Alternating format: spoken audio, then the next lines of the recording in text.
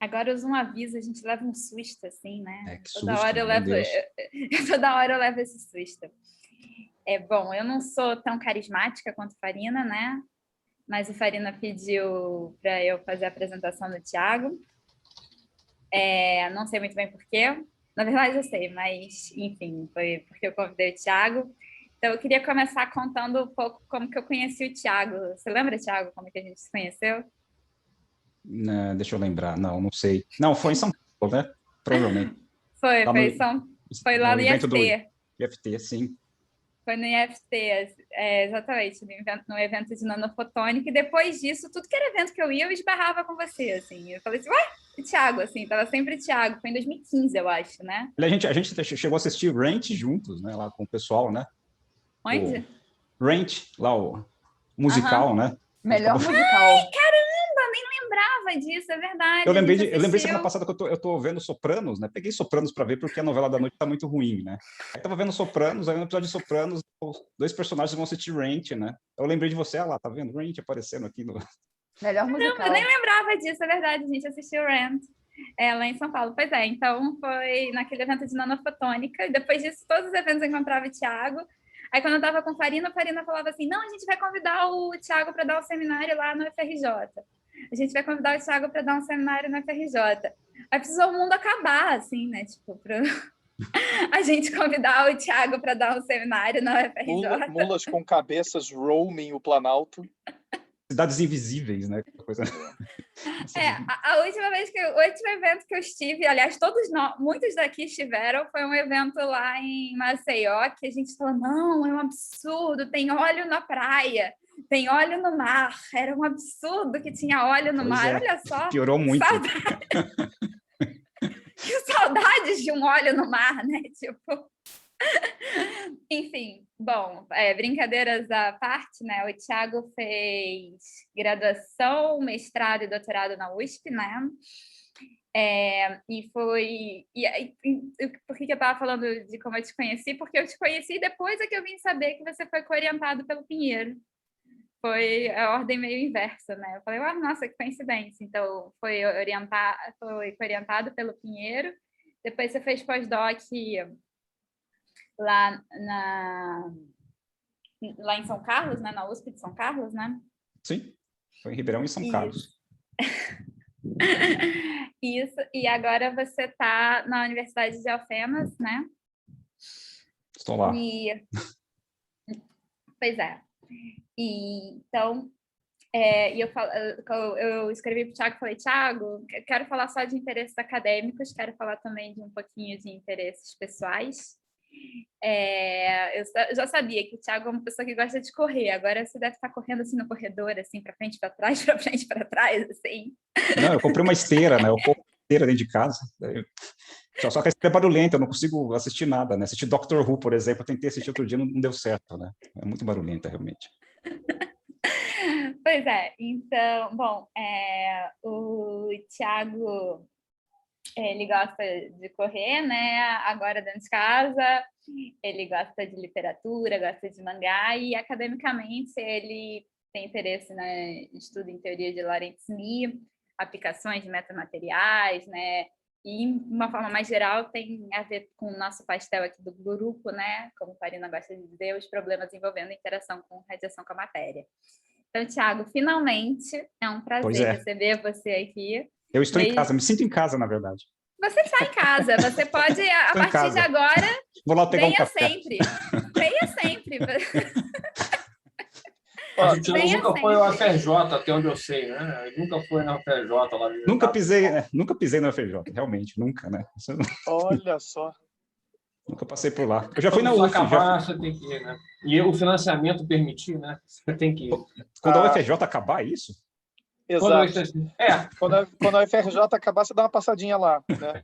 A gente vai na praia do fundão que vai ter ali, que vai ser limpa, super limpa. Que maravilha, né?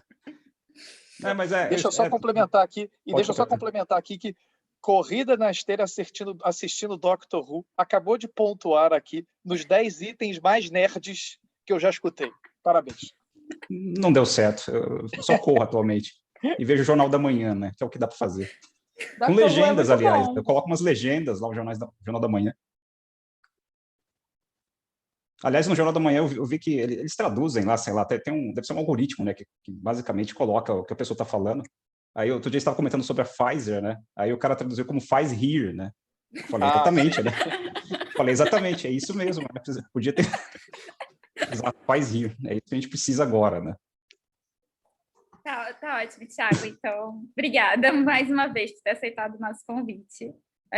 É um prazer estar com você aqui com a gente. Beleza. Então, o que eu faço? Eu começo, né? Por favor. Tem que começar isso aqui, né? Vamos começar logo. Cadê? Eu tenho que compartilhar alguma coisa, né? Tem que tomar cuidado para não compartilhar coisas estranhas aqui, né? Esse é o problema também Coisas obscenas, né? Não tem nada obsceno aberto aqui. Eu fiz questão de fechar tudo, né? Para ter... Acontece em aulas remotas, né? Agora já me confundi, né? Tem pessoas que têm esse problema em aulas remotas. Já aconteceu em algumas aulas. Sim, não, isso é realmente complicado, né? Bom, mas deixa eu ver, acho que eu vou conseguir compartilhar. Acho que consegui, não tenho certeza, né? Vocês estão vendo alguma coisa? Eu não estou vendo mais nada, né? A gente está vendo... Modo tela cheia. A gente está vendo o seu slide. Ah, beleza. Então, vocês estão vendo meu slide, quer dizer que já começou, né? Isso. Já começou. Então, vou começar, né? Então, são 4h15. Vamos ver se eu consigo fazer isso num tempo razoável, né? Antes de terminar a novela Tititi, né? Que é o que tem para hoje aqui, aparentemente. Então, bom, é um seminário que basicamente é uma colcha de retalhos. Deixa eu colocá-lo para... Deixa eu ver se eu consigo... Não consigo jogá-lo para cá. Vou ficar olhando de lado, porque ele está de lado aqui. Não tem como, gente. Então, esse seminário é basicamente não diria uma colcha de retalhos, são 2 trabalhos que eu coloquei juntos aqui, né? Um deles, provavelmente, alguns de vocês já viram a apresentação a respeito. Um outro é um trabalho um pouquinho mais recente, mas nem tão recente assim, né? Porque é um trabalho da época que o mundo ainda era mundo, né? Quer dizer, as pessoas ainda tinham aquele ar de normalidade ainda, né? Pré-pandêmicos, né? Basicamente, né? Como mencionei no e-mail para Daniela, né? Eu tinha uma amiga que chamava Daniele, ela vivia me repreendendo, né? Porque eu chamava ela de Daniela. Aí agora, se eu vejo uma Daniela, eu fico meio confuso, né? Mas como eu estava dizendo, né, se a Daniela me convidasse para falar sobre configurações do Moodle, aquelas coisas meio malucas assim, aí seria muito mais atualmente meu pilão, né? Porque realmente eu tenho trabalhado assim com grande afinco, né? No mundo acadêmico e aqueles aplicativos, né? H5P, etc, né? Realmente, que loucura, gente. Mas enfim, então vamos aqui, né? Então esse é um trabalho que basicamente é controle... O título da apresentação dos seminários é controle de emissão espontânea através de materiais plasmônicos, né? Usando ressonâncias de Fano e efeitos coletivos. Bom, então esse é um trabalho que eu fiz em colaboração com John Winer, na época que ele era, na verdade ele ainda é, né, como um professor visitante da USP, o Romain Bachelard, que é um docente da UFSCar atualmente, Sebastian Slama, da Universidade de Tübingen, na Alemanha, e o Philippe Cortel, da USP. Então, esse trabalho, bom, é um trabalho que lida com a questão da emissão espontânea, e a nossa ideia aqui é controlar a emissão espontânea, então, usando parâmetros externos, que é uma coisa que vocês têm trabalhado bastante também, né? E, evidentemente, se eu falo em controle da emissão espontânea, não tem como fugir do fator de Purcell, né? Que é o fator de Purcell, que nada mais é do que a modificação, né? A modificação da taxa de emissão espontânea de um emissor no meio, devido à interação desse emissor com o ambiente eletromagnético no qual ele se encontra, né? Então, se você tem, por exemplo, um emissor, um átomo excitado, por exemplo, no vácuo, ele vai interagir com os modos do vácuo e vai decair de forma isotrópica, né, no espaço. Você vai ter um tempo de vida desse emissor, né, o tempo de vida do fóton, né, ali. E se você, no caso do efeito Purcell, o que acontece? Você pega esse emissor e coloca ele dentro, por exemplo, de uma cavidade, o que se tem é que você aumenta aqui a densidade de modos eletromagnéticos, né? Então, você tem um aumento da densidade de modos eletromagnéticos localmente, de forma então que você tem mais modos para esse fóton decair. Então, você consegue, com isso, diminuir ou aumentar o tempo de vida, né? Você pode brincar com essas duas coisas, você pode realmente ter aqueles materiais você pode usar um material que você não tem modos eletromagnéticos, então o fóton não decai, por exemplo, né? Mas aqui no caso do efeito Purcell, o efeito Purcell da forma como ele foi concebido, né? Então você tem uma cavidade, você coloca o seu emissor dentro da cavidade, e você consegue controlar o tempo de vida e também a direção de emissão desse fóton. E, evidentemente, você não precisa considerar apenas cavidades, né? Você pode mudar o seu ambiente considerando, por exemplo, nanopartículas, né? Ou materiais, um plano, uma placa, né? Uma placa de metal e coisas do tipo. Isso é bastante usado pelo pessoal da química, né? Na fluorescência aumentada, né? Espectroscopia por fluorescência aumentada. Então, você pega, por exemplo, um fluoróforo, né? Uma molécula excitada, né? Uma molécula, e você, por exemplo, associa essa molécula com uma nanopartícula de ouro, por exemplo. O que se verifica é que você tem um aumento da taxa de emissão espontânea exatamente nas vizinhanças da frequência de ressonância de plasma da nanopartícula, por exemplo, né? Então, você tem esse aumento aqui de ressonância devido devido à interação desse emissor com a nanopartícula, né? E, claro, você consegue calcular isso usando essa expressão aqui, essa aqui seria a definição, então, do fator de Purcell, aqui associado, então, à interação com o ambiente, né, onde esse tensor daria conta, então, do meio em que esse emissor está inserido. Evidentemente, se você não tem nada no meio, né, se você, por exemplo, desconsiderar essa nanopartícula, você vai obter a taxa de emissão do vácuo, né, basicamente isso, né? Então, essa aqui é uma taxa de emissão normalizada em relação ao vácuo, que é o inverso do tempo de vida, né? Então, você tem as taxas de decaimento, são o inverso do tempo de vida. E aí você pode brincar com isso, né? Então, dependendo do tipo de ressonância, de espalhamento que você tem associada à sua nanopartícula, você consegue induzir, então, esses picos no seu fator de Purcell, né? Que você consegue mudar, então, o tempo de vida, né? Do emissor. Então, aqui, por exemplo, você pode mudar a orientação do dipolo em relação à nanopartícula. Você pode mudar o material da nanopartícula, aqui no caso você tem, por exemplo, uma nanopartícula dielétrica, né? Então aqui você não tem ressonâncias de plasma, por exemplo, mas ressonâncias de Mi.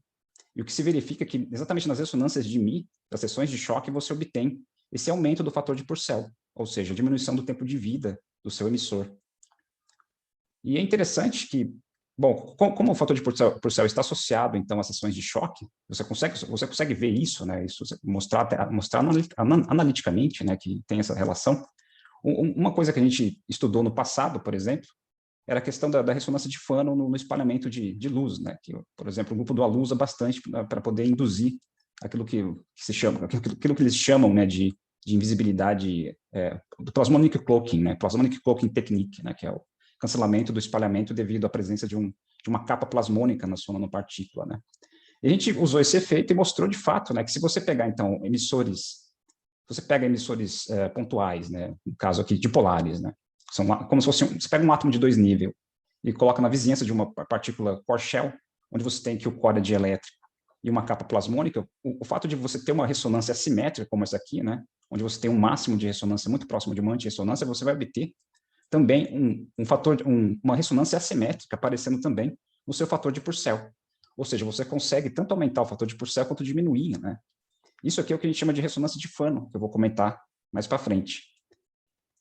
Bom, então, isso aqui é basicamente essa apresentação eu vou falar, então, sobre essa questão da ressonância de Fanon, né, no fator de Purcell. Então, são 2 trabalhos, né, que eu vou abordar, então, eu vou abordar esse trabalho aqui, e mais esse outro trabalho em que a gente brinca com o fator de Purcell e o modifica, né, usando, por exemplo, o grafeno.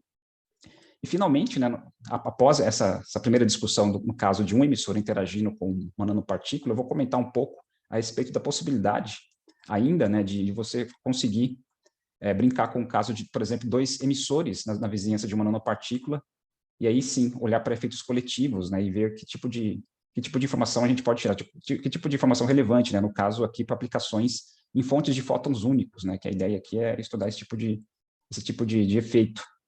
Então, vou começar, então, comentando esses 2 trabalhos aqui, primeiramente, né? Vou começar aqui do início. Então, qual que é a ideia, né? Então, vou começar aqui falando um pouco sobre espalhamento de Mi, né? Basicamente, né? Então, aqui é o espalhamento de Mi, uma teoria centenária, né? Uma das teorias eletromagnéticas cuja precisão, assim, é a que mais se aproxima da mecânica quântica, né? E aqui, basicamente, o que eu tenho, então, aqui eu estou considerando uma nanosfera de prata, né? Uma nanosfera de prata, na frequência do visível, interagindo com uma onda eletromagnética plana. Então, essas aqui são seções de choque dessa nanopartícula, né? Seção de choque do espalhamento, de absorção e de extinção, né? Ou seção de choque total. Bom, repare que não tem nada de muito interessante nesse perfil aqui, nessa seção de choque, né? De fato, a ressonância de plasma não aparece aqui no espectro, né? Está para frequências menores. Mas se eu considero a inclusão, né, nessa nanopartícula de um caroço de elétrico, né, se você vir aqui considerar um caroço de elétrico dentro aqui dessa nanopartícula, o que a gente verifica é que exatamente nesse espectro vai aparecer um pico agora de ressonância, né? Essa ressonância que vai aparecer, essa ressonância de espalhamento, ela surge devido à interação dos plasmons que são excitados agora nas duas interfaces, né? Você tem uma interface da nanopartícula com o meio externo e tem uma outra interface interna agora da capa plasmônica com o core dessa nanopartícula, né? Então você tem esse efeito aqui, esse pico que aparece agora no visível. Aqui a gente ajustou os parâmetros de forma que ele aparecesse numa frequência bastante específica aqui. E o que se verifica, e isso já é sabido, né, você pode demonstrar você pode demonstrar que a absorção, por exemplo, nesse caso, ela vai ser dada por uma lorentziana, assim, lorentziana perfeita, você consegue fitar aqui e mostrar que de fato é uma lorentziana, né, uma função de Bright-Wigner. E no caso da ação de choque de espalhamento, é possível mostrar que ela é uma ressonância de Fano. Você tem uma ressonância assimétrica aparecendo aqui, né? E essa ressonância você consegue mostrar que ela segue exatamente essa fórmula aqui, que é a fórmula, é o perfil de Fano, na verdade, né? O perfil de Fano. E ainda você consegue calcular também, né? Aliás, eu preciso comentar sobre o Fano. Bom, a ressonância de Fano, ela surge basicamente quando você tem interferência entre duas ressonâncias com origens distintas, né? A ressonância de Fano, historicamente, ela surgiu quando o Fano, nos anos 30, estava estudando os espectros de ionização de átomos de gases nobres, né? Ele estava estudando as linhas de Rydberg, né? A mesma que a gente estuda em mecânica quântica, no início de mecânica quântica. E a ideia, e o que ele queria, basicamente, é descrever os perfis assimétricos de linha que apareciam nesses espectros. E uma história interessante, né? Eu tive a oportunidade de conhecer um ex-aluno do Fano, né? O Francis Robichaud. Ele fez doutorado com o Fano na Universidade de Chicago.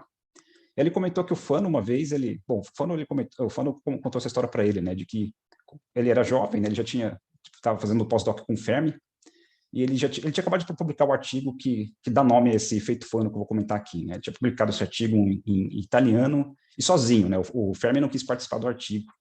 E aí um dia ele estava na sala do Fermi, o Fermi tinha um caderninho, né? Um caderninho onde ele anotava, é um caderno de laboratório, né? Ele anotava os cálculos que ele fazia. E aí nesse caderninho o Fano, ele folheou, né? E viu que um dos trabalhos que o Fermi tinha proposto para ele, que era exatamente esse que deu origem ao efeito Fano, o Fermi já tinha calculado, assim, porque ele calculava e botava as datas, né? Então, basicamente, o Fermi já sabia, ele já tinha calculado esse perfil de Fano aqui, basicamente, né?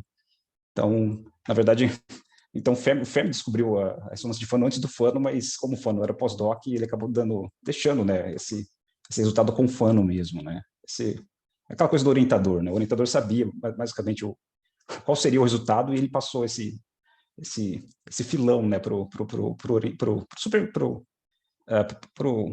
no caso pós-doc dele, né, que era o Fano na época, né. Bom, e também o Fermi não precisa, a gente tem várias coisas de Fermi, né, o Fermi não precisava de ter também mais esse resultado com o nome dele, basicamente. Então, a ressonância de Fano, então, no caso aqui da plasmônica, né, a gente olha para a ressonância de Fano como sendo a interferência de dois modos, né, você tem, então, na verdade, um estado discreto, né, que no caso para a gente aqui seria uma ressonância bastante estreita, né, você tem uma ressonância muito estreita, interagindo com uma ressonância, uma broad resonance, né?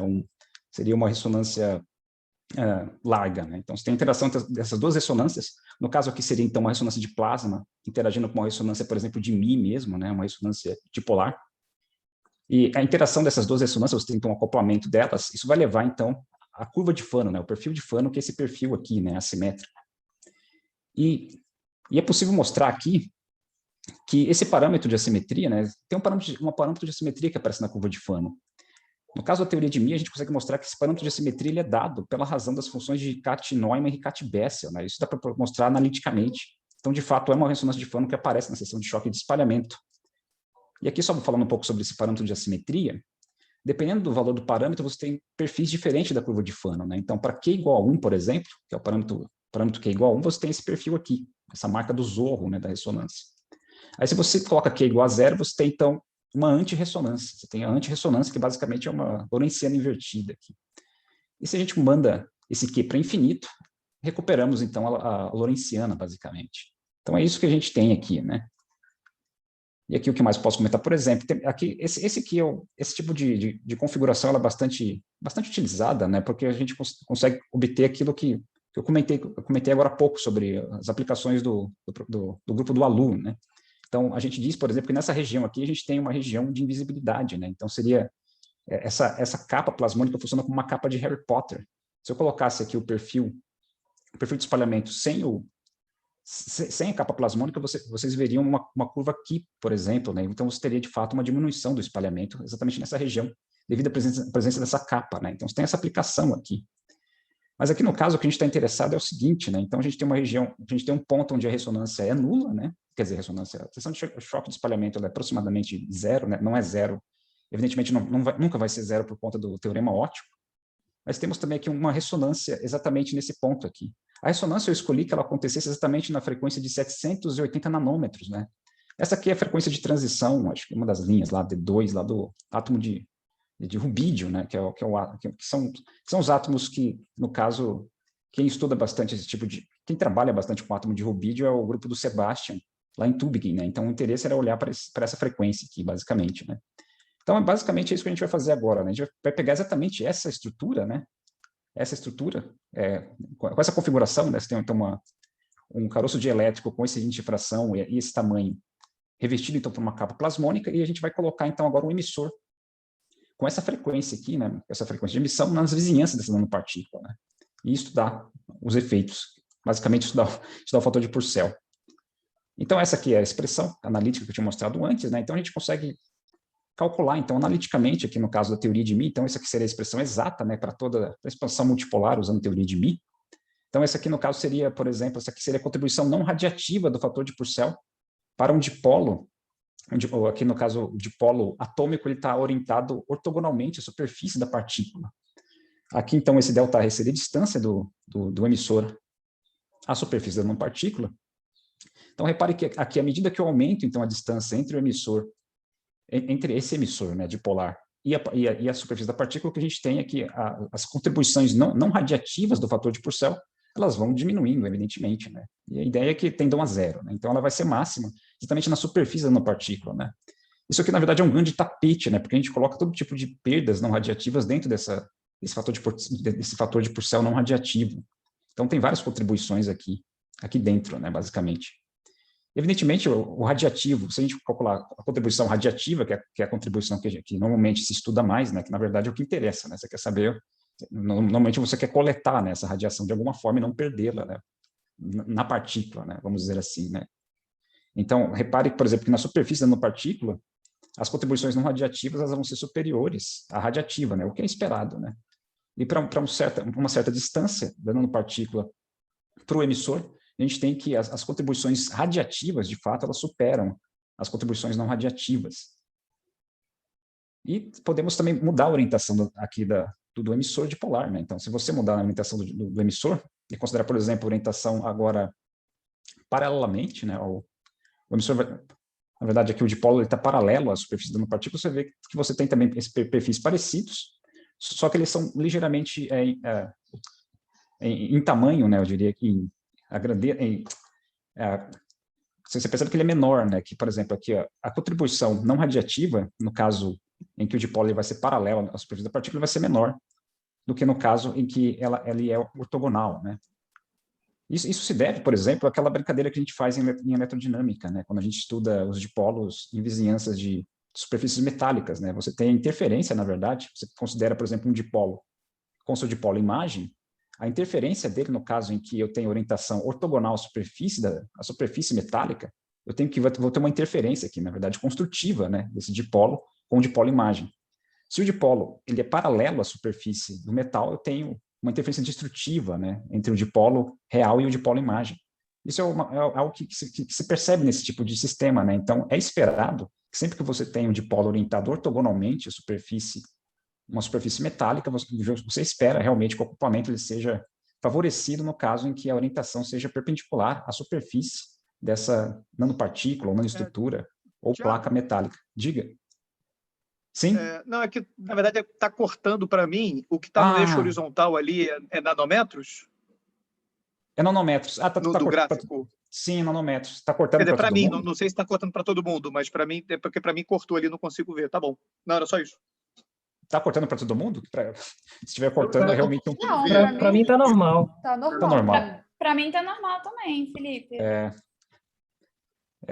É igual Então, meus beleza. alunos, é igual meus alunos que acompanham a aula pelo celular, às vezes, né? Tem coisas acontecem. Mas acontece, eu não sei. Se você não está cortando, então é excelente, né? Então dá para continuar essa.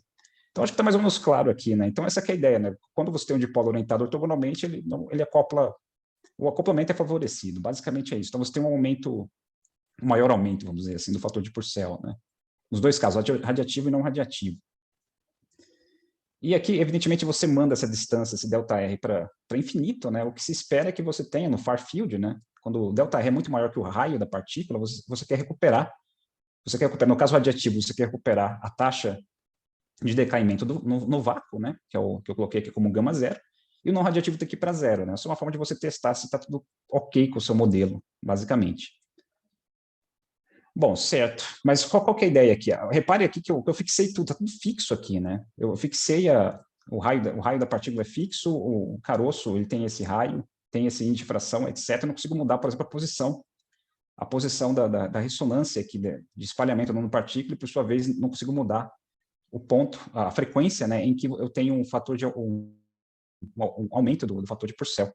Evidentemente, eu calculei apenas o fator de Purcell para a frequência em que eu tenho ressonância de espalhamento, mas poderia ter calculado o fator de Purcell para a frequência que eu tenho espalhamento pequeno aqui, espalhamento quase zero, né, nessa região aqui do fanodip, né, onde eu tenho um mínimo aqui de espalhamento, é que eu teria um mínimo de fator de Purcell. Então, se eu conseguisse, de alguma forma, fazer um shift aqui, né, dessa curva, eu conseguiria, por exemplo, modular o fator de Purcell para que ele aumentasse e diminuísse. E é essa a ideia, essa é a ideia desse trabalho, na verdade, né, no caso. O que a gente faz, por exemplo, aqui, uma proposta nossa era considerar um material aqui plasmônico, né, que eu conseguisse, de alguma forma, com um parâmetro externo, né, conseguisse modificar, por exemplo, a frequência de plasma desse material. E o material que a gente usou aqui, que a gente propôs, no caso, foi exatamente usar o grafeno, né? Então, a ideia era aumentar e diminuir o fator de Purcell, a lá Thundercats, né, basicamente. Essa que era a ideia, né? A lá Lion com sua espada justiceira, né? Então, qual foi a ideia aqui, né? Então, a gente considerou, agora, em vez de considerar uma nanopartícula, em si, a gente considerou um nanofio, né? Você tem um nanofio de... Não seria bem... É um nanofio. Não, acho que não é um nanofio. Mas, sim, você tem um fio, né? Você tem um fio aqui, no caso. Ele está na ordem de nanômetros, sim, né? Um fio. E aí a capa agora vai ser o grafeno, né? Evidentemente, agora já é possível conseguir nanosferas revestidas por grafeno, mas na época a gente não tinha certeza se isso era possível, então a gente considerou o modelo mais simples possível no caso do grafeno, você enrolar o grafeno em torno de uma nanofibra dielétrica, né? Isso era possível e ainda é possível, né? Experimentalmente. E é mais fácil também do que você cobrir uma esfera com grafeno. Então a ideia era essa, considerar o grafeno porque ele é um material com várias propriedades interessantes, né? Ele já é subwavelength, né? Porque ele tem basicamente espessura atômica, né? A espessura de meio nanômetro. Eu consigo modulá-lo com campo externo, né? Modificar o potencial químico, então, e com isso modificar também as ressonâncias de plasma da estrutura. E além disso, bom, ele tem ressonâncias de plasma muito bem localizadas, né? Enfim, é um material com várias propriedades interessantes para a gente, depende da temperatura também, conseguimos mudar algumas propriedades dele, né, de dispersão. E aqui seria o modelo experimental, né, que você tem uma fibra de telecom, você puxa essa fibra, né, então você consegue criar então essa microfibra e aí enrolar essa microfibra com grafeno, né. Então a gente está usando exatamente esse modelo experimental desse artigo aqui do Lee. Então essa que é a ideia, basicamente. Então a gente vai considerar então uma estrutura dielétrica revestida então por essa capa de grafeno.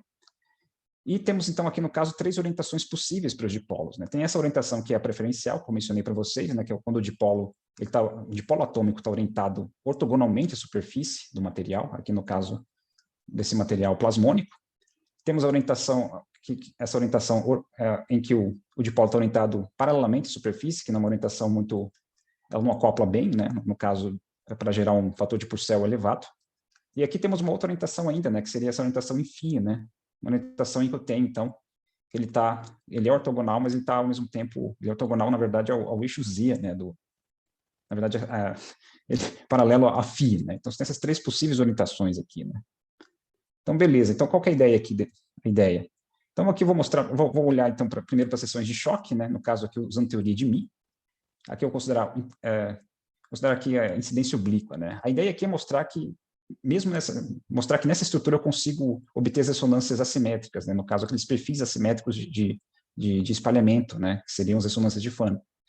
Então, esses aqui são os parâmetros que a gente considerou. Então, esse grafeno ele tem raio de 100 nanômetros.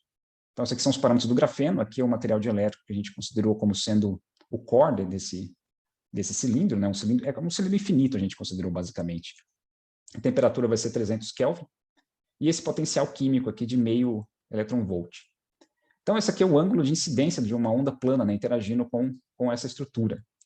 Então, isso aqui basicamente são seções de choque que a gente obtém para os modos TM e TE do campo elétrico, do campo eletromagnético, da onda eletromagnética incidente, né, essa estrutura. Então, aqui o que a gente percebe aqui, por exemplo, é que você tem aqui uma ressonância de Fano com no caso do modo TM, né, uma ressonância de Fano com um parâmetro de assimetria igual a 0, né? Então, você tem uma antirressonância aparecendo aqui numa certa frequência. A gente pode escolher qual frequência é essa, dependendo dos parâmetros do material. E vemos também que a gente tem uma ressonância de Fano aqui, né, aparecendo no modo TE, né? E esse pico que aparece, esse pico que está aqui, nada mais é do que a ressonância de plasma dessa estrutura, né? Então, você tem essa ressonância de plasma aparecendo.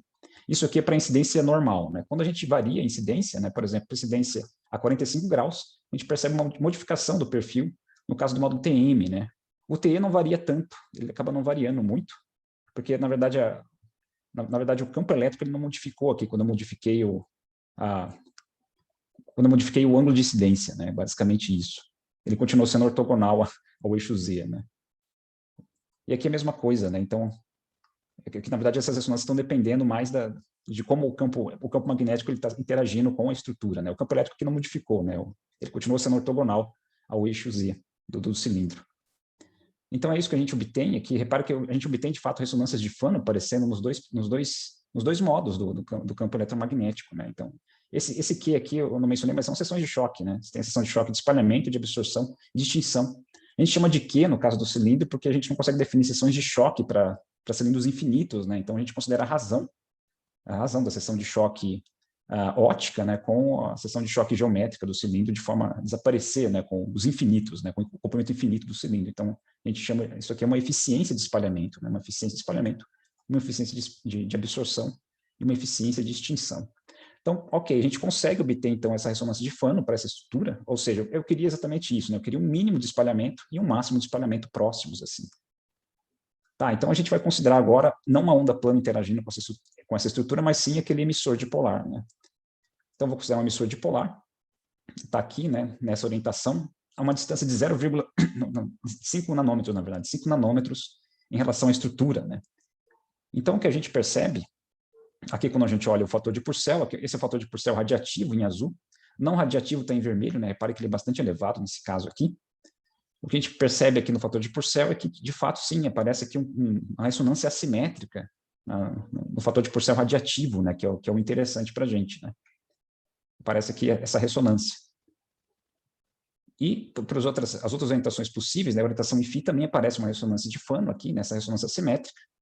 Aqui, no caso, ela aparece com um fator de assimetria com sinal oposto, né? Então, você tem o mínimo aparecendo para uma frequência mais elevada, né? No caso aqui, na verdade, para uma frequência mais baixa, né? E sim para um número de onda mais elevado. E no caso em Z, né, quando a orientação do dipolo atômico ele está orientado, o dipolo elétrico atômico ele está orientado paralelamente ao eixo Z, o que a gente tem, na verdade, é uma ressonância de Lorentz, bem pequenininha, né? Porque o acoplamento é fraco, como mencionei, né? O acoplamento, no caso, em que eu tenho o dipolo paralelo à superfície, né? Então, é isso que a gente obtém, basicamente.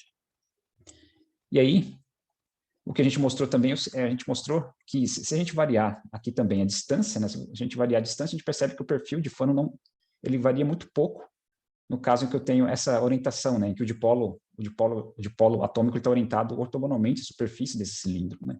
Então, ele varia pouco, pelo menos, né, nesse range aqui, de zero aqui no caso, né, até 100 nanômetros, né? Então, você tem uma variação pequena, pelo menos do máximo da ressonância de Fano e do mínimo da ressonância de Fano.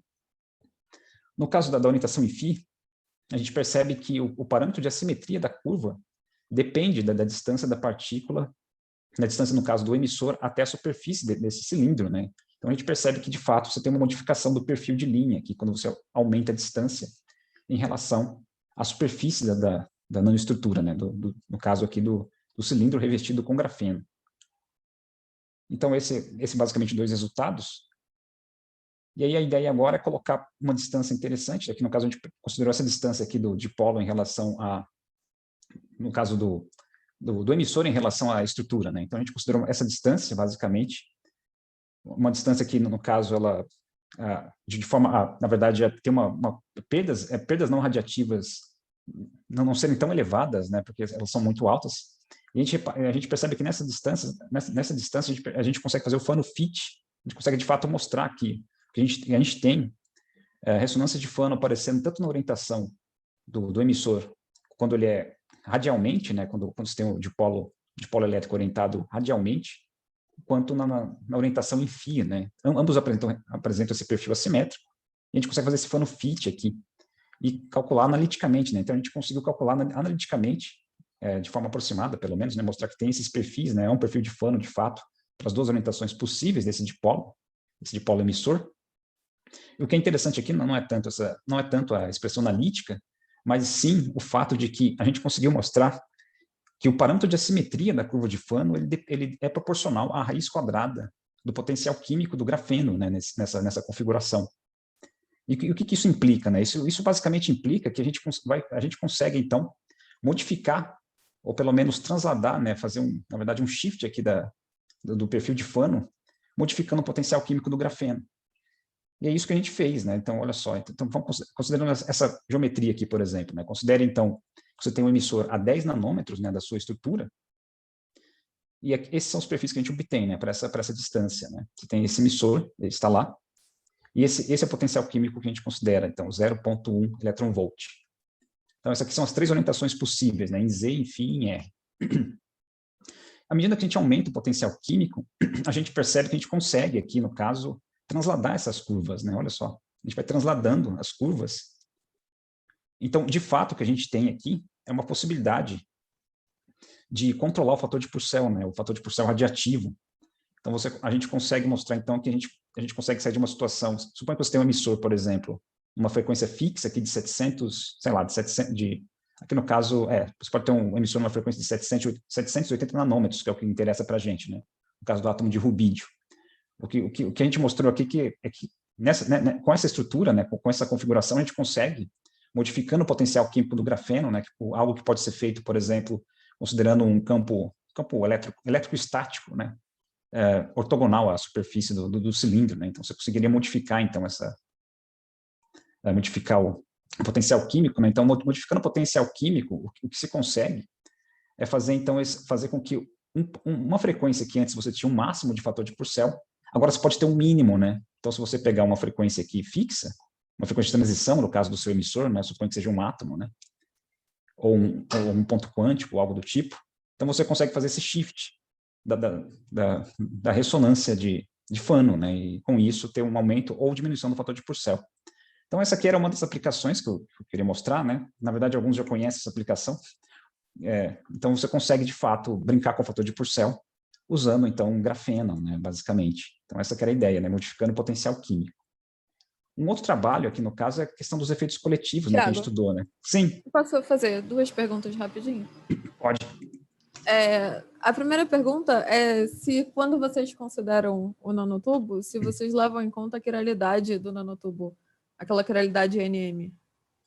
Aqui eu considerei o modelo mais simples, aquele modelo do cubo eu considerei, né? Na verdade, eu considerei, esse não é um nanotubo, na verdade. Eu não comentei, talvez isso não tenha ficado claro. Ele tem ordem, a dimensão dele é bem...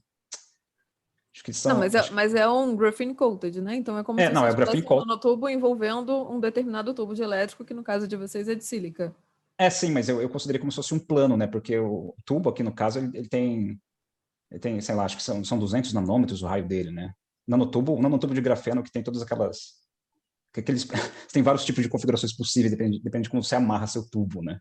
Sim, então vocês modelam como se fosse uma folha de grafeno, né? Analisa a condutividade como sendo a condutividade do grafeno. Sim, aquela do cubo mesmo, né? Então a gente considera aquela quantidade planar, né? Esses efeitos apareceriam se fosse um nanotubo, né? Que não é o caso, não é um nanotubo, né? Talvez não tenha ficado muito claro, né? Na verdade, você tem a fibra, ela nem, acho que não tem, o raio não é nem, acho que é microfibra, na verdade. Eu devo ter falado errado, né? Você tinha dito, eu acho que o raio era de 100 nanômetros, alguma coisa assim. Pode ser. Não, mas 100 nanômetros ainda ele é elevado, né? Não tem essa formação de seria 200 de diâmetro, né? 200 nanômetros, né? Ainda é bastante. Então, é uma aproximação, na verdade, né? Porque, sim, se você tivesse, por exemplo, um raio de 10 nanômetros, aí sim, né? Realmente ia ser outra coisa. É só porque como você mostra resultados que o ΔR é pequenininho, tipo, no gráfico da figura anterior, eu acho, tinha, tipo, até 5 nanômetros, né, de distância. Não, o ΔR aí eu é fiquei distância... pensando se para essas distâncias mais próximas, se isso não traria algum efeito diferente. Pode ser que traga, né? Mas no caso aqui a gente está considerando de fato essa aproximação planar mesmo, né? Como se fosse um plano, né? O emissor vê um plano, na verdade. A verdade é essa, o emissor vê um plano e essa distância de 10 nanômetros é a distância do emissor para o grafeno, né? Agora, do grafeno para o centro do cilindro, a distância é muito grande, né? Então, a gente considera realmente que é um plano, né? Assim, para todos os efeitos, é como se fosse um plano de grafeno. E a gente está se valendo do fato de que tem esses efeitos que surgem devido à questão da geometria, né? Cilíndrica. Ou seja, pode perguntar. Certo. E a minha outra pergunta, você pode passar um slide, quer dizer, é nesse slide, mas mostrando todas as curvas? Nessas qual curvas, slide? tanto no... Esse mesmo. Nas curvas do gama radial e do gama phi, as curvas azuis, em especial, elas não têm um segundo biquinho que aparece nas outras curvas. Eu devo ter perdido alguma coisa que você falou, mas... Não, essa é uma outra ressonância que aparece, aqui no caso é uma ressonância de quadrupolo elétrico, né, associada à estrutura, que começa a aparecer aqui, né? É um outro pico que ela não surge. Aparece para potencial químico menor? Assim, por quê?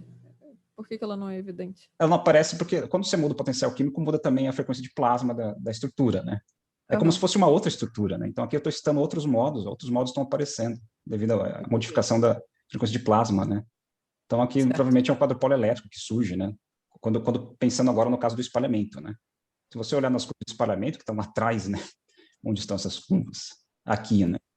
Tem esses piquinhos aqui, um piquinho apareceu aqui, por exemplo, né? Eles aparecem, surgem aqui, são outros modos surgindo.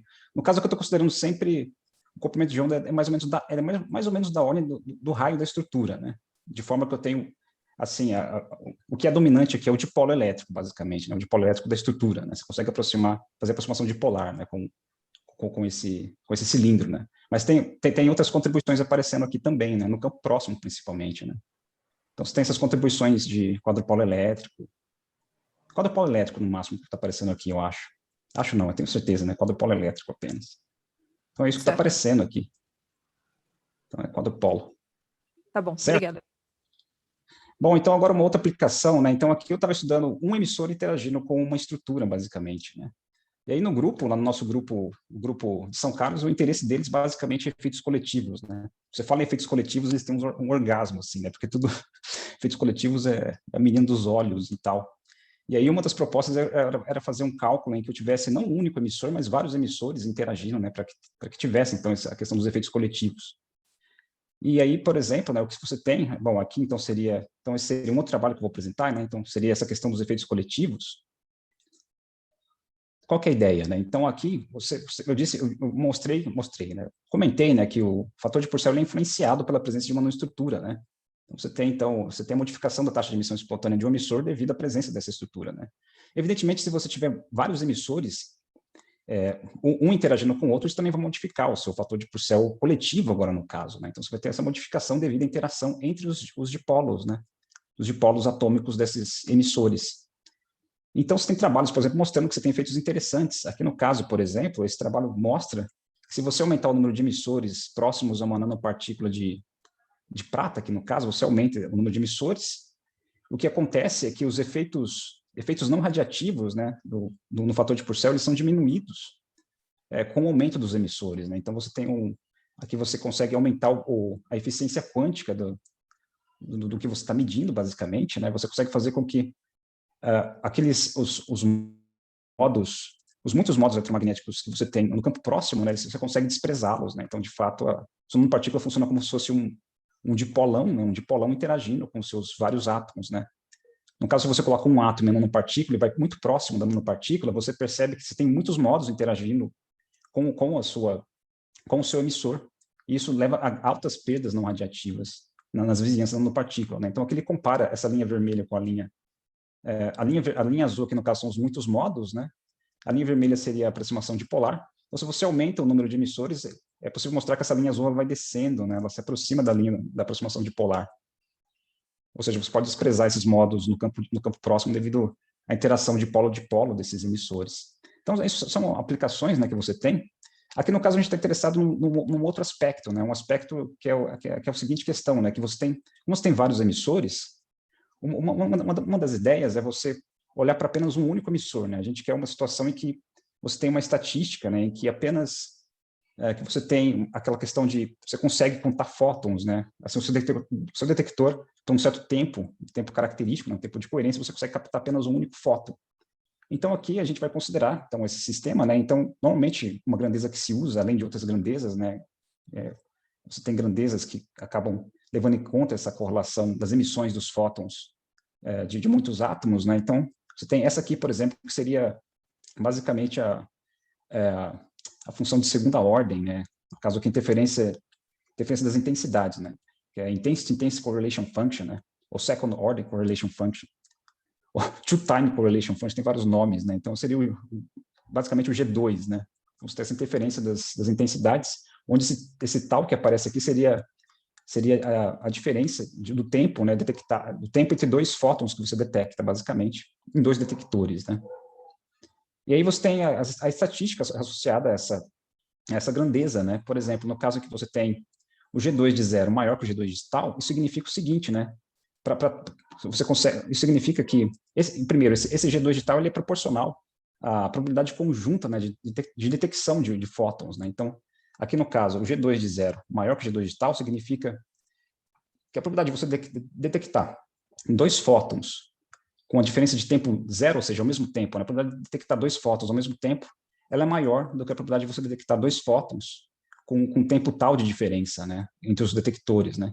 Isso que a gente chama de fóton bunting, né? Então, aqui, bunting, que seria a luz clássica, basicamente, né? Os fótons estão juntos. É mais provável você obter, então, o fóton saindo junto do que separadamente, né? Então, você tem o outro caso seria esse aqui, né? Em que você tem, então, na sua função de correlação, você teria que a probabilidade de você detectar dois fótons simultaneamente, ela vai ser menor do que a probabilidade de você detectá-los em tempos distintos, né? Com certo intervalo de tempo entre eles. Isso é o que a gente chama de anti-bunting ou anti-bunting, né? Aqui que teríamos a luz não clássica, né? Basicamente, aqui você conseguiria, então, contar os fótons, que seria a estatística subpoissoniana, basicamente, né? Mas não vou entrar em muitos detalhes da questão das estatísticas, né? Então, essa aqui é um esqueminha, basicamente, que a gente encontra, né? Se você olhar apenas do G2 de zero, basicamente, você tem, então, G2 de zero menor que 1, né? Então, esses são os regimes, né? Você tem, então, a luz, o anti-bunch de light, né, basicamente. Então, você consegue, por um certo tempo de coerência, você consegue contar os fótons, então seria a luz não clássica. No caso da luz coerente, então seria o G2 de zero igual a 1. Isso aqui, no caso, então, você teria essa distribuição randômica, né? Então, você teria uma distribuição de Poisson. E para G2 de zero maior que 1, a gente tem os fótons eles são emitidos ao mesmo tempo, né? Basicamente, eles têm a luz térmica e coisas do tipo, né?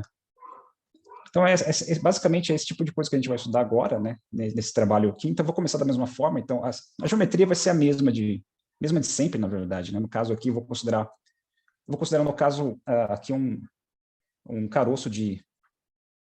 Acho que esse aqui é o arsenieto, eu acho, arsenieto de galho e alumínio, né, basicamente. Então, esse caroço de arsenieto de galho e alumínio, com esse raio aqui de 180 nanômetros, né, e eu vou considerar uma capa plasmônica, no caso, o silver, né, prata, basicamente, né, e interagir essa estrutura com uma onda eletromagnética. Então, a teoria de Mie diz que eu obtenho isso aqui, né, no caso que eu considero que não tem ganho material. A vantagem de utilizar esse core aqui é que eu consigo introduzir ganho nesse dielétrico aqui, né, que pode ser, basicamente, sei lá, você pode dopar sua estrutura com átomos de terras raras, por exemplo, né, európio, neodímio, etc., né? Então, e no caso, o ganho é que ele surge como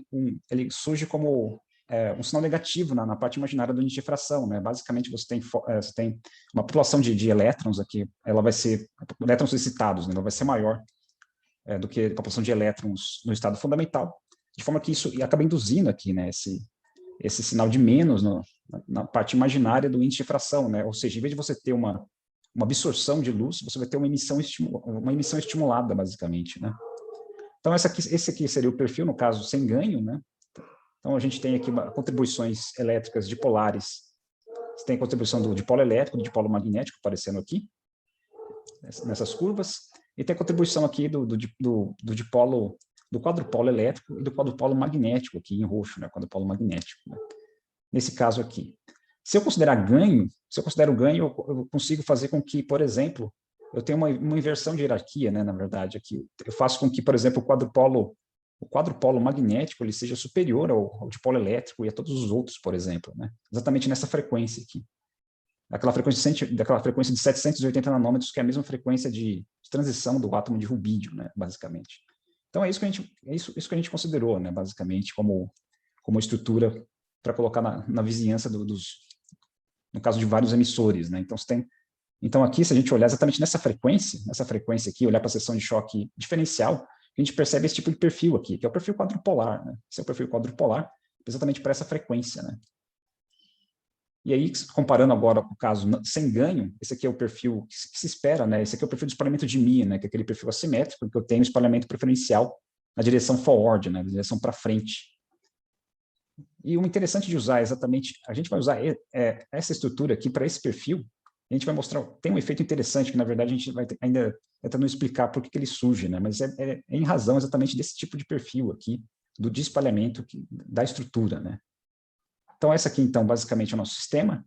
Eu disse que eu estudar muitos átomos interagindo com uma partícula, né? Mas eu sou teórico, né? Para mim, muitos átomos são 2, né? Então, eu consegui colocar só 2 emissores na vizinhança de uma nanopartícula, foi o máximo que eu consegui. Na verdade, não tem solução analítica para um número maior que isso, né? 2 átomos, acho que é o limite para esse tipo de estudo. Então, você tem que fazer numérico, etc., né? Com algumas aproximações. Então, então, eu vou considerar 2 emissores na vizinhança de uma nanopartícula revestida, né? Numa esfera revestida. Então, esse é o parâmetro, essa aqui seria, então, a distância interatômica, né, esse R12. Eu vou considerar o R2 de 800 nanômetros, ou seja, aproximadamente igual à frequência de transição dos dois emissores, que eu vou considerar os dois emissores vão ser idênticos, né? Vou considerar os 2 emissores idênticos, com essa mesma frequência de transição. E é esse tipo de perfil que eu obtenho aqui, né? Quando eu considero, aqui no caso, eu estou considerando a seguinte situação, né? Eu tenho esses 2 emissores, eu considero como se fosse um alter aqui, né? Que eu vou subindo e descendo esse alter em relação à nanopartícula, basicamente, né? Eu modifico a posição dele, onde esse Z aqui, o Z seria exatamente o ponto médio, a posição do ponto médio entre esses 2 emissores, né? Então, esse seria, então, o fator de Purcell já com a contribuição, aqui no caso é a contribuição dos 2 emissores, né? Então, você tem aqui um fator de Purcell coletivo, já calculado. Então, esse aqui seria o tipo de curva que a gente obteria para o fator de Purcell. Repare que ele não aumenta muito, né? Ele aumenta muito pouco. Você tem uma variação aqui. Ele varia um pouquinho. Esse aqui seria, então, o fator de Purcell igual ao fator do vácuo, né? Daria 1, né, basicamente. Essa aqui é para a orientação da polarização do campo elétrico do laser, né, que está vindo de baixo. Então, você tem essa geometria, né? Está vindo de menos Z. Então, essa aqui é a polarização perpendicular à distância interatômica entre esses 2 emissores, né, basicamente. Então, você tem esse perfil, o fator de Purcell coletivo, né, que seria a soma, então, do fator de Purcell que a gente conhece, com esse cross-dumping decay rate, né, que leva em conta, então, essa interação de polo. E aqui eu fiz para as duas polarizações possíveis, né. Aqui é a polarização paralela à distância entre esses 2 emissores. E a gente obtém, então, um perfil aqui de fator de Purcell um pouquinho menor, né? Ligeiramente menor que o do vácuo, né? Então, repare que ele é um pouquinho menor, tem essa simetria aqui quando passa por Z igual a 0, né? Devido àquele perfil de Mie, né? Do espalhamento anisotrópico de Mie. Ela aparece aqui devido na verdade, a interferência entre os modos, na verdade, a interferência do campo com modos de altas ordens aqui na vizinhança da nanopartícula, né? Aqui, no caso, aqui mantém a simetria, porque acho que aqui não tem, na verdade, a gente consegue mostrar que a interferência com os modos, na verdade, com as componentes polares do campo vai ser 0 exatamente nessa configuração, e aqui não é 0, né? E aí você não tem a simetria, acaba sendo quebrada aqui nesse caso. Mas devido ao perfil de Mie, basicamente, né? Esse perfil assimétrico aqui, que você percebe no espalhamento em relação a Z, né? Você pega aqui o Z, então ele é assimétrico. Bom, e aqui seria o caso em que se eu desconsiderasse, por exemplo, o acoplamento, né? Imagina que você tem a partícula não tem o acoplamento, então esse aqui seria o fator de Purcell, considerando que você tem um emissor isolado, né? Quer dizer, na verdade, ele não está isolado, mas você desconsidera esse acoplamento aqui, o gama 1, 2, basicamente. Então, é isso que a gente obtém.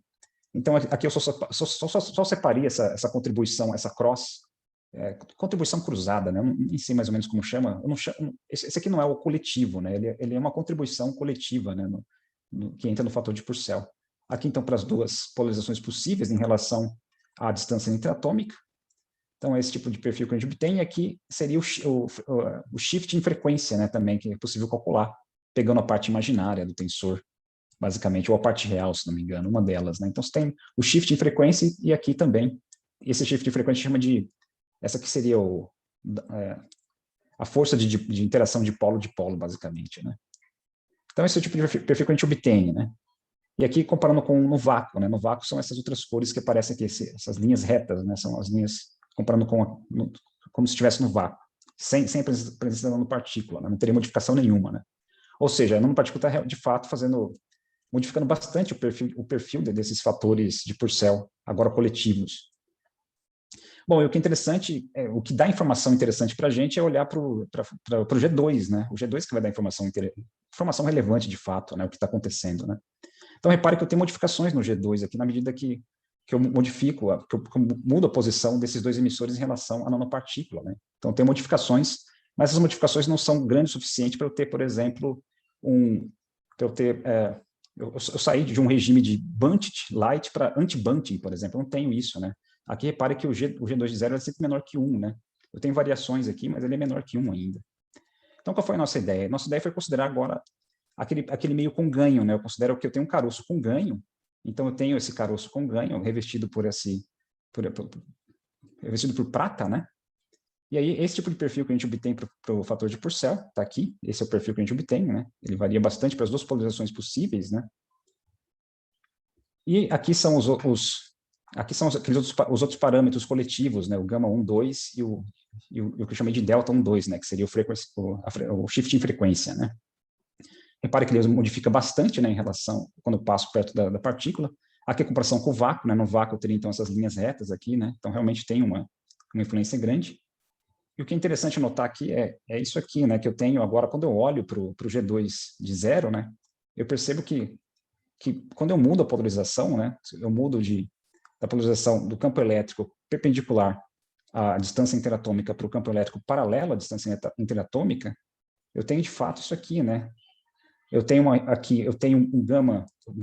G2 de 0 maior que 1, e no caso em que eu tenho a polarização paralela à distância interatômica, eu tenho um G2 de 0 menor que 1, né? Então, de fato, eu tenho aqui, mudando a polarização da luz, né, para essa estrutura, eu consigo modificar, então, basicamente, de luz, eu tenho o efeito de bunting e anti-bunting, né, alternado, né, devido à modificação da polarização, basicamente, só trocando a polarização, né? Então, eu tenho esse tipo de efeito surgindo, exatamente nessa distância aqui, né? Essa distância foi que a gente acabou verificando esse tipo de efeito. Então, essa aqui seria, então, a nossa geometria, né? Eu não comentei, mas a geometria que a gente está considerando é essa geometria fixa, né? Então aqui o K tem que ser sempre perpendicular a esse eixo aqui, né? A distância interatômica, né? Desses dois dipolos, e o detector estou considerando um único detector, né? Basicamente, um detector só, que é o que se tem normalmente nos experimentos. Então, essa aqui é a geometria, e agora eu fixei essa distância, né? E agora eu estou variando aqui aquele tal, né? Então, agora eu tenho o G2 de tal, e vou variar aqui esse φ. O φ aqui, no caso, é o ângulo entre o campo elétrico incidente do laser e a distância interatômica, né? Esse vetor aqui, né? Interatômico, basicamente. Então, estou variando a polarização agora, estou girando a polarização do campo incidente. O que a gente percebe é o seguinte, né? Quando a gente considera o campo elétrico perpendicular ao eixo aqui dos dois átomos, né? A gente tem, então, esse efeito aqui, a luz é bunted, né? E à medida que eu vou mudando a polarização, eu tenho realmente modificação aqui da função de correlação, né? Realmente você consegue controlar essa função de correlação, mudando apenas a polarização, né? No caso aqui, com essa esfera com ganho, né? Isso é um efeito interessante. E a gente também estudou no caso em que eu modifico, por exemplo, o ganho, né? Se você modificar o ganho, você também tem algumas variações aqui. Então, aqui no caso do vácuo, por exemplo, o vácuo e com 0 ganho, né? Então, praticamente a mesma coisa. Com ganho, eu tenho esse efeito aqui, né? Eu consigo ir de uma luz que eu tenho uma maior probabilidade de detectar dois fótons no mesmo tempo, para uma probabilidade maior de fótons com tempos distintos, né, basicamente. Né? Então, eu consigo ir de bunting para anti-bunting. E aqui, quando eu vario, eu posso variar aqui, né, o ganho, né? Então, você percebe que tem algumas configurações que são interessantes, né? Eu considerei essa aqui com 0,015, né, esse ganho, esse coeficiente de ganho, mas esse outro aqui, por exemplo, seria também interessante, né, que de fato eu tenho aqui, né, um G2 de zero, né, muito próximo de zero, aqui para essa polarização, e à medida que eu vario a polarização, ele realmente aumenta bastante, né, de forma que eu tenho aqui uma luz, aqui no caso, bunted, né, de anti-bunting para bunting, basicamente. Bom, eu também consigo variar aqui outros parâmetros, né? Aqui no caso, posso variar a distância entre esses dois emissores, né? Eu tenho outros efeitos surgindo aqui, não tem muito tempo, acho que meu tempo já está acabando, então posso ir mais rapidamente, né? Então, aqui eu consigo brincar ainda mais com esse sisteminha, né? De forma a conseguir, então, funções de correlação com valores que eu desejo, né? Se eu quero, de fato, uma fonte de fótons únicos, é interessante que eu tenha o efeito de anti-bunting, né? Então, é isso que a gente está fazendo aqui, a gente está conseguindo brincar com esse tipo de coisa. Por exemplo, essa aqui é a curva de interesse para a gente, né? Essa curva que eu analisei, na verdade, né? Então, para essa distância aqui, por exemplo, eu tenho essa distância aqui, né? Para essa polarização, no caso em que a polarização é perpendicular à distância interatômica, eu tenho, então, um G2 de 0 maior que 1, e para uma certa distância ele é menor que 1, né? Então, você consegue ficar brincando com a polarização apenas, né? Isso é interessante. Bom, então era basicamente isso que eu tinha para apresentar, né? Então, só concluindo, né? Então, eu mostrei aqui alguns resultados. Eu não entrei na matemática deles, porque realmente eu diria que ela é tediosa, né? Vocês morreriam de tédio se eu começasse a comentar sobre os cálculos.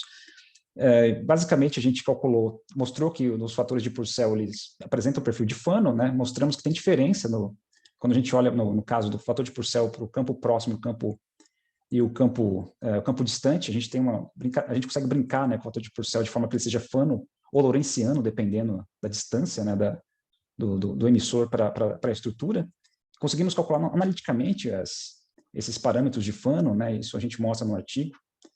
E a gente brincou com o potencial químico, né? Então, brincando com o potencial químico, a gente consegue, então, basicamente deslocar esse fator de Purcell, né? Então, você consegue ter uma supressão ou realmente um aumento, né? Então, você consegue brincar uma mesma frequência, né? A partir da modificação do potencial químico. E esses resultados foram publicados, então, tem esse livro aqui, esse capítulo de livro que a gente publicou, né? Onde a gente comenta um pouco sobre as ressonâncias de Fano no fator de Purcell, né? Então, tem esse capítulo aqui. E também comentamos aqui sobre os efeitos coletivos, né, que você pode ter, né, aqui usando teoria de Mie e muitos átomos, que no caso são dois, né, 2 átomos apenas, basicamente, dois átomos de 2 níveis, né, basicamente.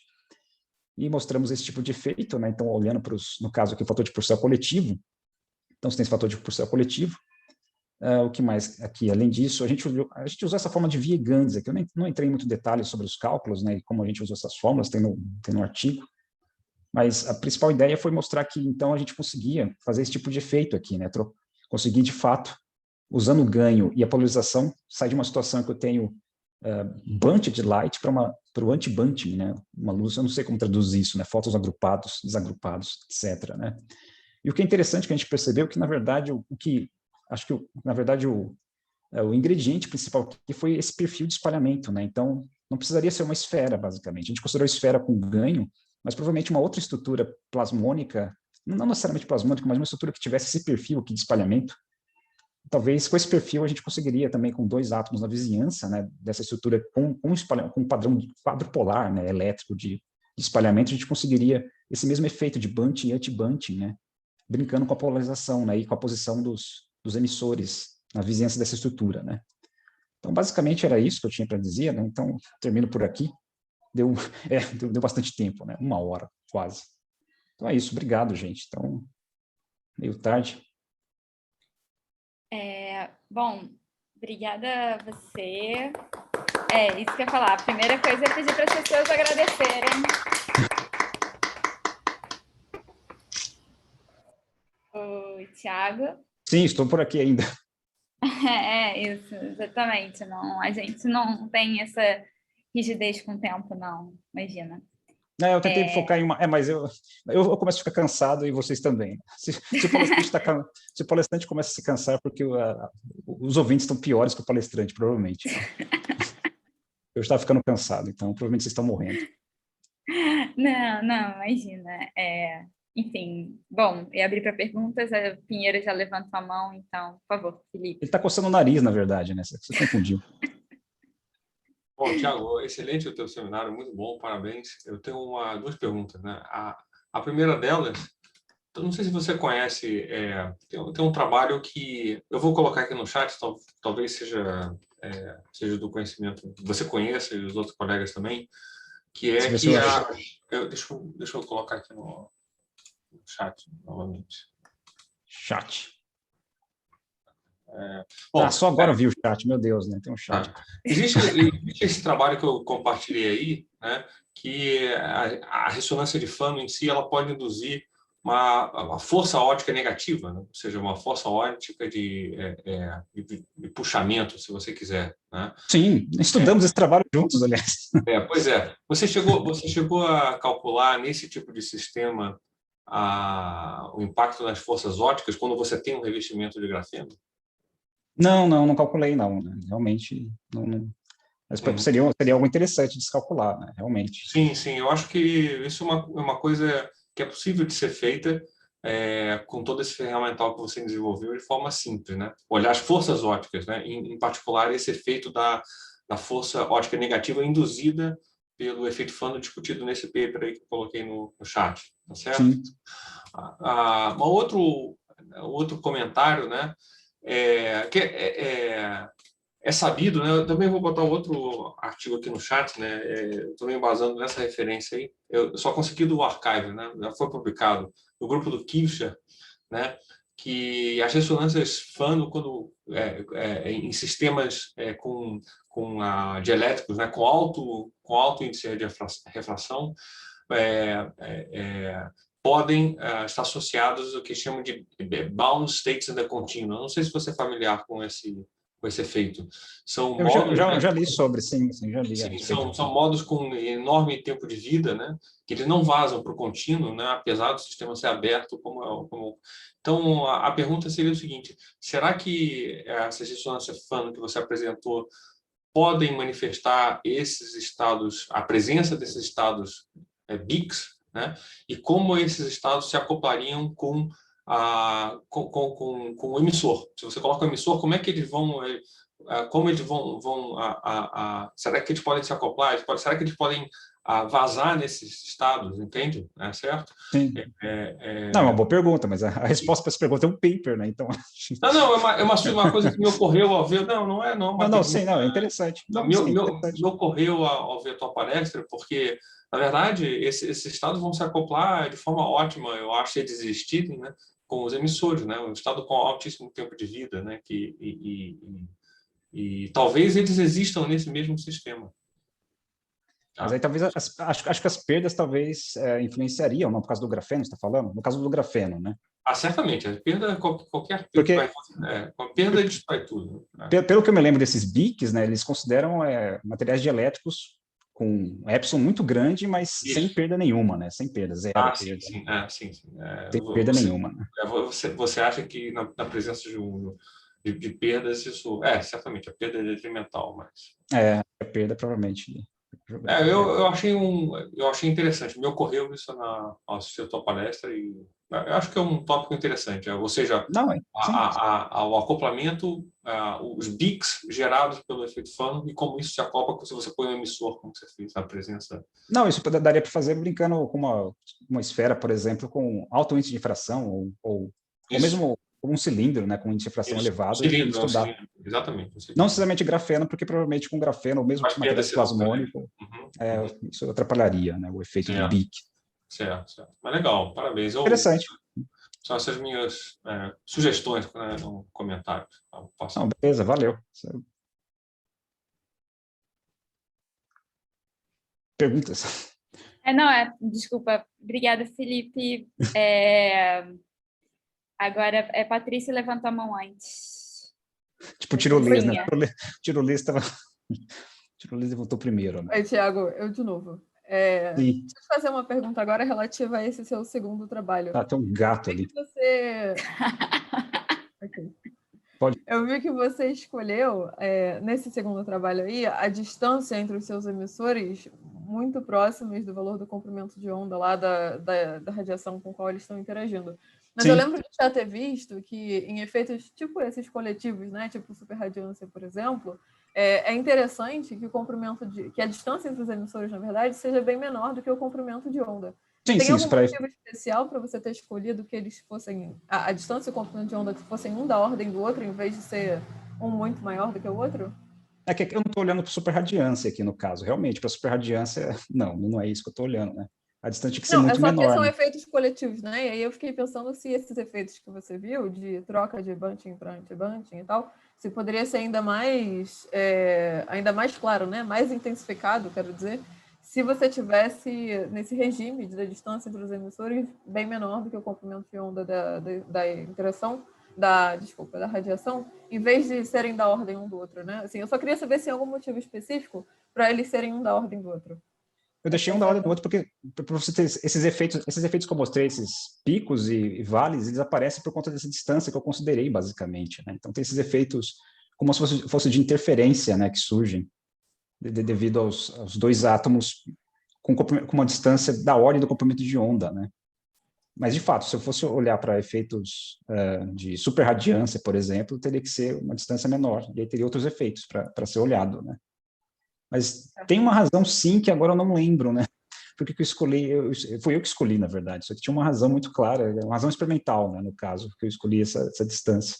Agora eu não sei dizer exatamente por quê, né, mas sim, efeito superradiância eu não conseguiria analisar nesse caso, porque estão muito distantes, né? Tem aquela coisa, acho que o momento angular ele não se preserva, né, para distâncias muito longas. Aí eu não posso usar, por exemplo, aquela teoria mesmo de superradiância, né? Então, não conseguiria para essas distâncias muito grandes em relação ao comprimento de onda, né? Tem que ser menores, realmente. Certo. Obrigada. Mas não lembro a razão, claramente, assim, mas sim. Perguntas aleatórias. Patrícia, mais alguma coisa? Não. Pode passar para o Felipe. Tá bom, Felipe. Salve. Bom, Thiago, Salve. Parabéns aí pelo seminário. Gostei muito também, muito legal. Valeu. Supimpa. Olha só, volta lá naqueles gráficos que você mostrou para o cilindro e a partícula 5 nanômetros, por favor. Cilindro e partícula. Eu devia ter minimizado e ido direto, mas tudo bem. Cilindro e partícula 5 nanômetros. Um pouco antes disso, Aqui? Isto, eu sei que você está mais preocupado com o gama radiativo, mas esse gama não radiativo, esses picos é assinatura de modo guiado, né? Sim, exato, modos guiados. Tem modos guiados aí. Então, não seria interessante, talvez, como nesse caso é cilindro, né? Porque esses modos são não radiativos, mas, enfim, eles não são necessariamente apenas aqueles que viram calor, né? Que se dissipam. Eles podem ser modos guiados que, claro, não vão andar para sempre, porque o sistema não tem... Quer dizer, o sistema sempre tem alguma perda. Mas não seria interessante também investigar, em vez de colocar o detetor longe e detectar os modos radiativos, você colocar o detetor no final da fibra, por exemplo, sim, e ver o que está saindo, né? E detectar alguma coisa que esteja saindo, porque como o fator de Purcell é tão maior, né? Sim. Talvez isso pudesse ser uma estratégia interessante também, né? De ver onde tem. Enfim, mas isso dependeria desses modos serem realmente, disso aí ser assinatura de modo guiado, né? E se for mesmo... Na verdade, para obter os modos guiados, tem que pegar os polos, né, do fator de Purcell, se não me engano, né? Você faz aquela integral, você pega os polos e aí você conseguiria separar o que é perda de fato e o que é guiado, né? Daria para separar.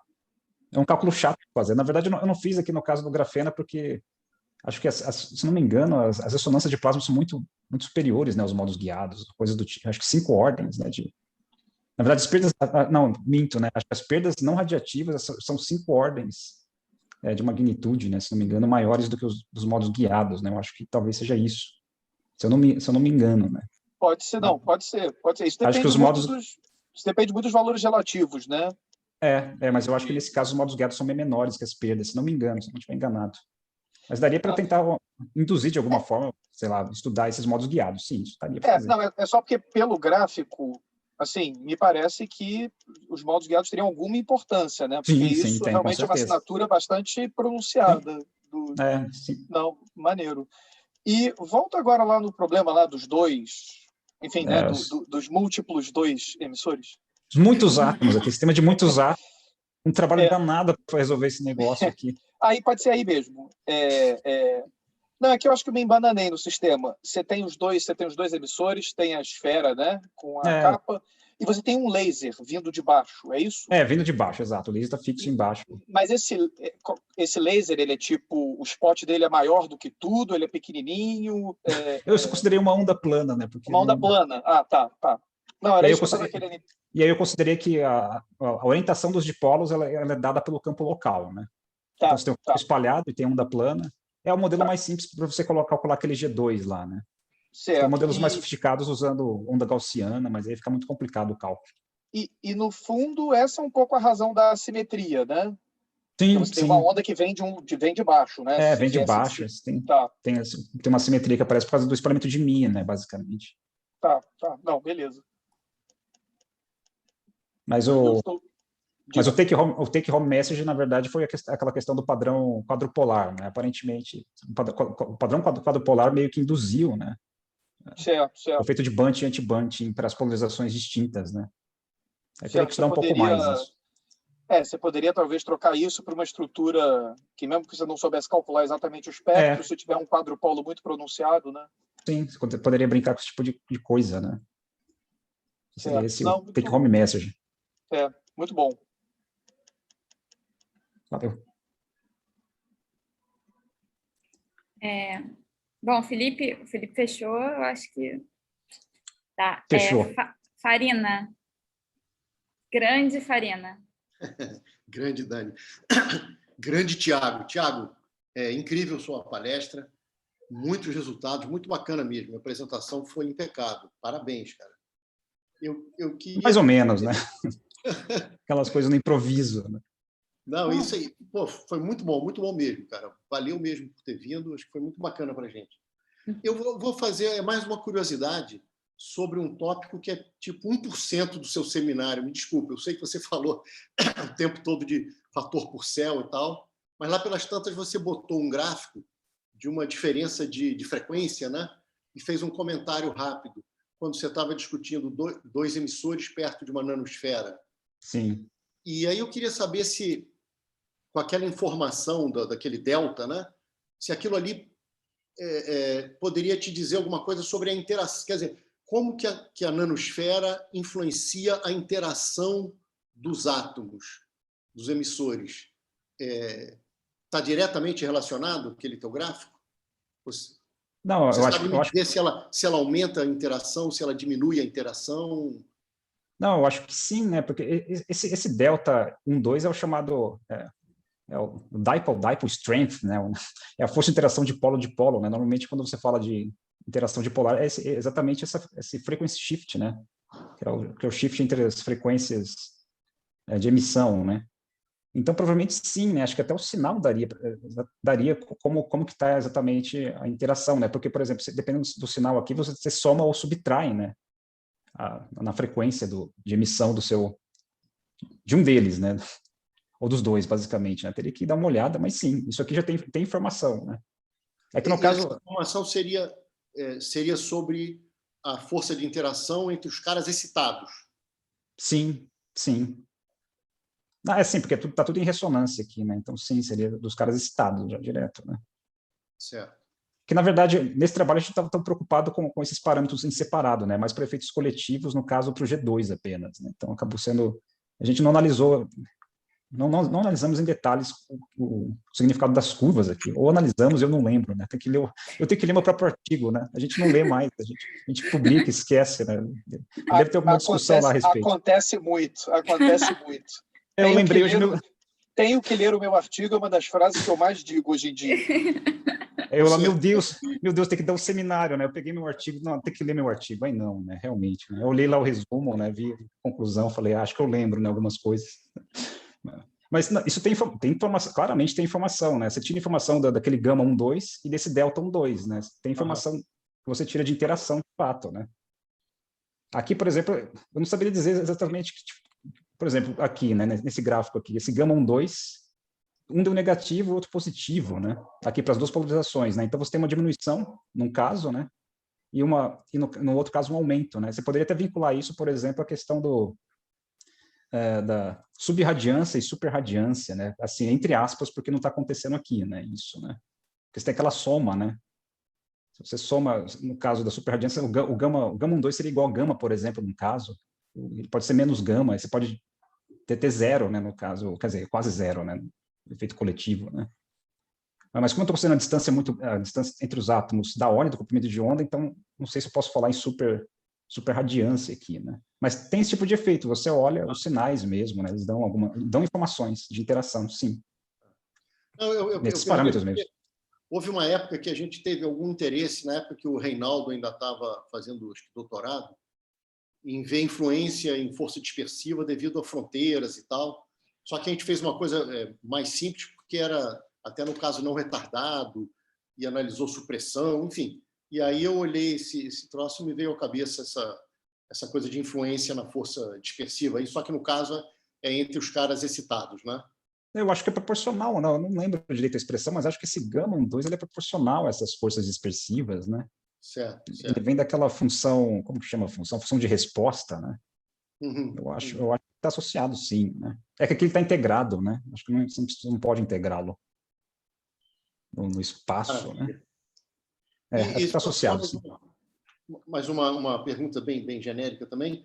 Quando você considerou lá eu ia falar nanotubo, mas não, é o cilindro revestido... para um plano de grafeno, né? Um plano de grafeno? Ali é como se fosse terra plana, né? Mas é um cilindro, no caso, eu considero que é tudo plano, mas não é plano, é um cilindro, na verdade. É para uma solução da terra plana. Eu dei uma prova hoje que eu botei uma questão de terra plana na prova. Os alunos estão fazendo no momento. Já até escreveram aqui para mim. Nossa, eu lembro uma vez da gente ter feito em mecânica clássica provar que a Terra oca era impossível, né? É impossível ter um Sol central, né? Aí tem esse cálculo do Simon, eu acho, né? Aí tinha um cálculo para fazer tinha que provar que o Sol central é impossível, né? Ótimo, Thiago, que você está falando isso depois que o Farina passou a prova, entendeu? Senão, se fosse semana passada o seminário, essa de clássica, prove que é possível ter um Sol central. Você ia estar dando ideias para ele, assim, era Terra oca é impossível. Mas só voltando então você tem lá um cilindro, revestiu com um plano de grafeno. Seria interessante botar, por exemplo, uma outra camada de elétrico e depois uma outra folha de grafeno, novos com certeza, fenômenos que poderiam acontecer, seria mais rico. Eu sei que a conta deve ser muito mais complicada, talvez. De cara eu sei que você vai ter múltiplas ressonâncias de Fano aparecendo, por exemplo, né? Você tem pentes de ressonância de Fano, aquele que chamam de combi-likes, né? Você teria combi-like, por exemplo. Isso com certeza ia aparecer, né? Efeitos de combi-like. Marina, isso que o Thiago falou já foi estudado no grupo do André Lúcio, esse pente, né? Combi-like. Isso, quer dizer, mas eu não sei se foi estudado com grafeno. Né? Não foi com grafeno e nem com emissores, né? Então é outra coisa. Mas esse efeito vai acontecer também, se tiver uma cebola, né? Uma cebola... A ideia seria com os emissores, né? Quer dizer, fazer isso. Sim, uma sugestão boa. E riqueza a mais poderia aparecer, botando mais camadas aí, mais interações poderiam aparecer. Isso é interessante para sensor, né? Essas ressonâncias em pente podem servir como sensor de algum material, alguma molécula, né? Que pode se... aproximar da estrutura. Agora seria interessante ver se esse sensor pode ser um sensor também de alguma fármaco especial. São as aplicações típicas desse efeito, né? É isso, Thiago? Sim, são as típicas. Mas nesse caso, por exemplo, com grafeno, eu não me lembro de nada desse tipo. Eu até acho que é complicado de construir isso, né? Fazer um sanduíche de grafeno, né? Com dielétrico, acho que... talvez, é verdade. Um cilindro. Agora, com nanotubos, né? Se você tiver nanotubos intercalados, que foi o que a Patrícia falou no longo do seminário, né? Aí eu acho que não foi feito, né? Você fazer provavelmente não. combo-like de estruturas plasmônicas e diversos nanotubos, né? Acoplados como uma cebola. Isso aí, eu não acho que foi feito. Uma cebola de grafeno, mas na verdade é como se fosse... nanotubos, né? Nanotubos, né? Nanotubos, né? Um bambu, né? Basicamente. Isso, exatamente. Bom, Thiago, legal. Muito obrigado mais uma vez. Parabéns pela palestra e, enfim. Não, eu que agradeço a oportunidade aí de participar, né? Aqui. Pode falar. Posso fazer uma última pergunta aqui acho que o pessoal pode ser de interesse de todos, né? Você considerou o ganho fixo, né? Quando você considerou ganho, né, dentro dessa estrutura? O ganho linear, né? Um valor fixo, sim. Então, se você variasse esse ganho, você provavelmente veria uma mudança no padrão G2, né? G2... Eu mudei aqui no ganho, né? Tem um gráfico que eu mudo o ganho. Então, eu perdi esse... Eu variei aqui. É que eu passei eu estava morrendo. No final, eu estava meio morrendo. Né? Essa que é a verdade. Mas esse aqui, né? Tá bom. Então, onde você vê a assinatura laser, né? Quando você tem um laser funcionando, o padrão G2 é característico, né? Tem um padrão... Você vê esse efeito aí, ao variar o ganho, essas curvas aí, em série? Se eu vejo esse... como é que é quando o sistema entra em modo laser, né, o G2 tem uma assinatura característica, né? Você consegue detectar o efeito laser pelo G2, certo? E se eu não me engano, você tem um modo de bunch, né? O laser emite em fótons agrupados, né? Como você falou, certo? Uhum. Né? Você detecta esse efeito ao variar esse ganho linear aí? Não. Ou seja, quando você tem a condição para o laser, né? Ou seja, o threshold, você supera o threshold, você vai ter uma assinatura no G2. Né? Então, mas acho que eu estou abaixo do threshold, né? Abaixo do threshold, tá. Não, se ganha... senão aí o sistema ia ficar muito complicado. Você está falando, a esfera começou a laser, né? Isso. Eu estou pensando num laser. Não. Tá? Com esse modelo, você não... Ia ficar muito mais complicado. Tá. Eu não vi esse efeito, não. Mas é interessante. Mas aí você teria o efeito dos emissores e tem a esfera emitindo também. Teria que ter os fótons. Exatamente, mas fisicamente é possível. Suponha que você está aumentando o ganho. Você tá variando esse capa, que é a maneira mais simples de você modelar o laser. Agora, se você tiver talvez um modelo mais sofisticado para o laser, você vai aumentando esse ganho, a algum momento o sistema vai laser, vai ser um laser de Mi. As ressonâncias de Mi vão atuar, vão fazer o papel dos espelhos, no laser convencional. E quando o laser emite, isso afeta a estatística de fótons. Com certeza. Né? Então, de maneira maluca, né? A assinatura é o bunching de fótons. Então, acho que sim, é o bunching. Como esse efeito de bunching de fótons modificaria essa função G2 aí, né? Com certeza. O efeito devido ao laser, que pode ocorrer, né? O laser de EMI é uma coisa que se mede, né? Se faz, o grupo lá de Twente, na Holanda, faz isso, né? Então, outra coisa que me ocorreu. Não, é interessante. Não, isso é uma coisa que eu cheguei a discutir com o pessoal. Sim, realmente seria esse efeito extra, né, para analisar. Né? Mas esse modelo não captura, não captura a física, tá bom. Na verdade, é um modelo bem simples, na verdade. A gente simplificou o máximo possível, ainda assim ficou... Porque é analítico, né? Não tem nada, não tem simulação, né? Não, entendi. Eu acho que para fazer isso analiticamente não vai dar, não. Mas com esse modelo simples, né, na parte imaginária, tá? Legal. Bem simplesinho, né? Legal. Modelo toda a família brasileira, né? Aquele modelo. Não, tá bom. Ótimo. Então, beleza, né? Felipe, você está com a mão levantada ou é resquício? Esqueceu de abaixar a mão, tá com a mão doendo já. Não. Não, então deixa eu perguntar uma coisa, Thiago. Tô morrendo, igual o Thiago, só de estar com a mão levantada. Pois é, né? É o café, é a hora do café, gente, é por isso. A pergunta é simples. Aí, já que você está com um coletivo de dois...